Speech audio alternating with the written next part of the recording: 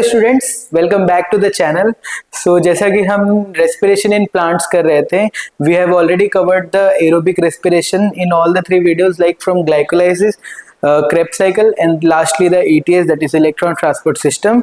अभी एक छोटा सा टॉपिक रह गया था दैट इज एनारोबिक रेस्पिरेशन। आज वो करके हम ये चैप्टर कंप्लीट करेंगे, ठीक है। So what do we mean by anaerobic respiration? It's a very simple like anaerobic and aerobic. Aerobic means utilization of oxygen for the process of respiration, और अगर हम उसमें n लगा दे that is in the absence of oxygen the process of respiration is occurring. This is known as anaerobic respiration, right? तो आज हम यही detail में देखेंगे थोड़ा सा from the perspective of NCERT, ठीक है। So let's start. सबसे पहले anaerobic respiration होता क्या है, मैंने जैसे अभी बताया, like anaerobic respiration means respiration occurring in absence of oxygen is known as anaerobic, not aerobic, it's anaerobic respiration, ठीक है। तो इसको हम लोग और क्या बोलते हैं? It is also known as fermentation. Anaerobic respiration known as fermentation. It is of 2 types, like type 1 that is alcoholic fermentation and then we have the type 2 that is lactic acid fermentation, ठीक है। तो अभी हम ये दोनों देखेंगे। सो alcoholic fermentation generally देखो aerobic and anaerobic दोनों रेस्पिरेशन में the first step is common that is glycolysis. Glycolysis होता कहाँ पे? साइटोप्लाज्म में, इसलिए ये प्रोकैरियोट यूकैरियोट दोनों में हो पाता है। वेयरएज एरोबिक रेस्पिरेशन के जो फर्दर स्टेप्स हैं these are occurring in mitochondria, तो ये अलग हो जाता है। वेयरएज एनारोबिक में अभी भी साइटोप्लाज्म में ही हो रहा है, ठीक है। सो अभी इसमें हमने क्या देखा है कि aerobic anaerobic like they both have the same step 1 that is glycolysis, and glycolysis का एंड प्रोडक्ट क्या होता है? That is pyruvate. Pyruvate is a 3 carbon compound, right. अब जो ये 3 कार्बन कंपाउंड है, instead of going into the Krebs cycle which is part of aerobic respiration, अभी किस में जाएगा? एनारोबिक रेस्पिरेशन में। क्यों जाएगा? बिकॉज इसके पास ऑक्सीजन की डेफिशिएंसी हो गई है, ठीक है। तो अभी जब एनारोबिक रेस्पिरेशन में जा रहा है तो it has 2 types that is alcoholic fermentation and then we have lactic acid fermentation. अब ये कैसे होता है? अल्कोहलिक फर्मेंटेशन में जो एंड प्रोडक्ट आ रहा है फर्मेंटेशन का that is alcohol, that is nothing but ethanol, that is a 2 carbon compound. Whereas in lactic acid fermentation जो एंड प्रोडक्ट बन रहा है that is lactic acid which is a 3 carbon compound similar to pyruvate, ठीक है। तो हम ये दोनों अभी देखने वाले हैं।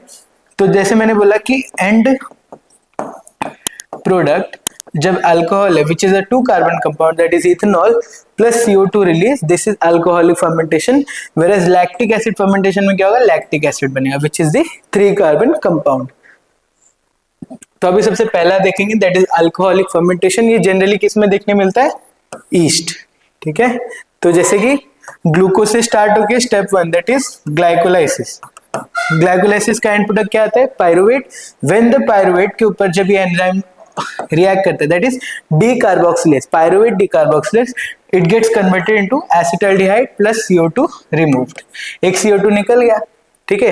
तो ये क्या है? दिस इज 2 कार्बन कंपाउंड, ठीक है। अब ये जब एसिटाल्डिहाइड पे जब अल्कोहल डिहाइड्रोजिनेस वर्क करता है it causes production of ethanol plus CO2 which is nothing but the same one. अब देखो जब ये एसिड अल्डिहाइड से जब इथेनॉल में आ रहा है तो यहाँ पर क्या हो रहा है? दिस इज गेटिंग रिड्यूस्ड, और इसमें क्या हो रहा है? यहाँ पर NADH2 का ऑक्सीडेशन हो रहा है और इट इज फॉर्मिंग NAD+, ठीक है।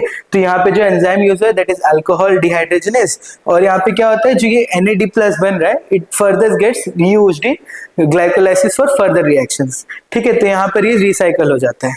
तो this is the reactions of alcoholic fermentation, ठीक है।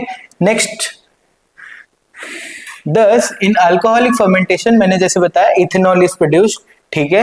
नेट ATP प्रोडक्शन, अब जैसे मैंने बताया ग्लाइकोलाइसिस में लाइक 4 ATP बनते हैं, ठीक है। और 4 में से क्या होता है? 2 ATPs are getting utilized in the reaction that is first and the third step of the glycolysis, right. तो ओवरऑल जो ATP प्रोडक्शन है वो ओनली ग्लाइकोलाइसिस होता है in cases of anaerobic respiration. तो 4 - 2 करेंगे तो कितना ATP आएगा? 2 ATP। तो वही है the net ATP production from the fermentation of 1 glucose molecule is equal to 2 ATP। वो कैसे है? मैंने अभी बताया 4 ATP from glycolysis are synthesized, उसमें से which out of which 2 ATPs are getting utilized, तो net production कितना होगा? 2 ATPs, ठीक है। नेक्स्ट ईस्ट क्या होता है? देखो ईस्ट जनरली क्या करता है? एनारोबिक रेस्पिरेशन कर रहा है, ठीक है। अब इसमें क्या हो रहा है?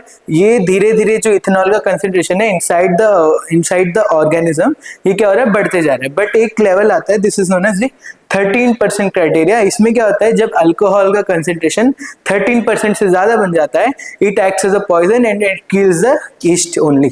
तो ये क्या बोल रहा है, yeast poison themselves to death if the concentration reaches the above 13%। ठीक है, नेक्स्ट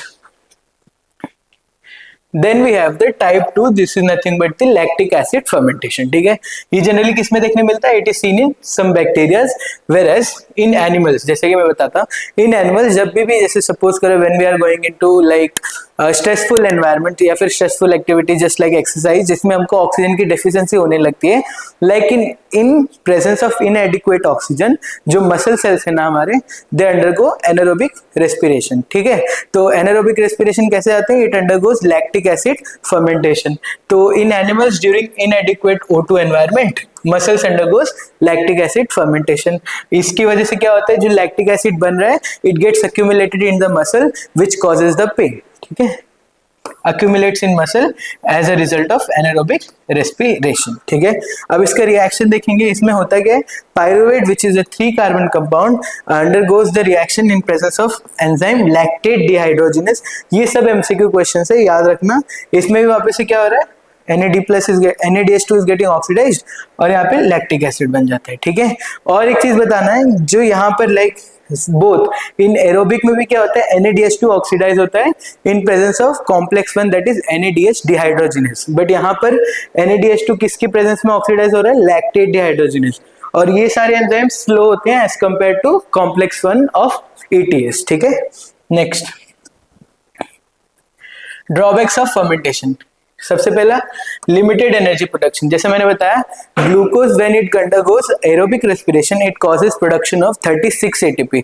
टोटल तो 38 होता है, बट उसमें से 2 यूटिलाइज हो जाता है, तो total 36 ATPs are form during aerobic respiration of 1 glucose molecule. Where in case of anaerobic respiration, इसमें क्या होता है, 2 ATPs बन रहे हैं, तो इसमें क्या है, लेस देन 7% ऑफ एनर्जी, ये नंबर याद रखना, less than 7% of energy of glucose is release and out of which not all of which is getting trapped in high energy bonds of ATP। ठीक है, तो ये चीजें याद रखना। then we have hazardous products like alcohol बन रहा है, alcohol like ethanol बन रहा है which acts as a poison itself। then we have acid like lactic acid is forming। ये सब क्या है, harmful products है। ठीक है, तो these are the 2 drawbacks of anaerobic respiration या फिर fermentation। now we'll see the difference between aerobic and non या फिर anaerobic respiration।